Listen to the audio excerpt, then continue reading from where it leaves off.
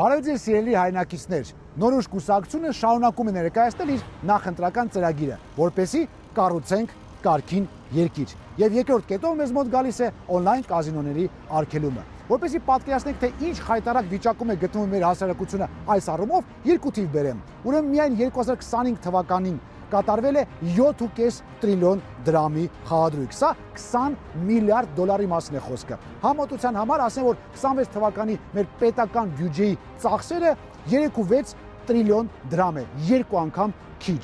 Դուք լավ գիտեք այս խնդրի մասին, վստահ եմ հարյուրավոր մարդիկ կան ձեր շուրջը, որոնք հայտնվել են այս կախվածության մեջ։ Սա թմրամոլության պես մի բան է, որ մտնում ես, այլևս չես կարողանում դուրս գալ։ Մարդիկ պարտվում են ամեն ինչ, սկզբից գումարները, հետո վարկ են վերցնում, հետո տուն են վաճառում, հետո ընտանիքներ են քանդվում, խեղվում են կյանքեր։ Օր առաջ այս ամեն ինչին պետք է վերջ տալ։ Մարդիկ կլինեն, ովքեր կասեն՝ մի րոպե, օնլայն կազինոները որ փակում եք, բա այդքան հարկային մուտքերից պետությունը զրկվի, վստահեցնում եմ ձեզ, այն միլիարդավոր դրամները, որ մարդիկ խաղադրույք են կատարում, հիմա կսկսեն ծախսել ընտանիքների վրա, ավելի օգտակար բաների վրա, գումարը կմտնի տնտեսություն եւ հարկերի տեսքով կվերադառնա պետություն։ Կարծնեք, լավ, բա ինչ է պետք դրա համար անել։ Շատ պարզ։ Հունիսի 7-ին գնում ենք ընտրությունների եւ հաջորդ օրվանից սկսում ենք կառուցել կարգին երկիր։ Հայկ Մարության, համար 5, կառուցենք կարգին երկիր։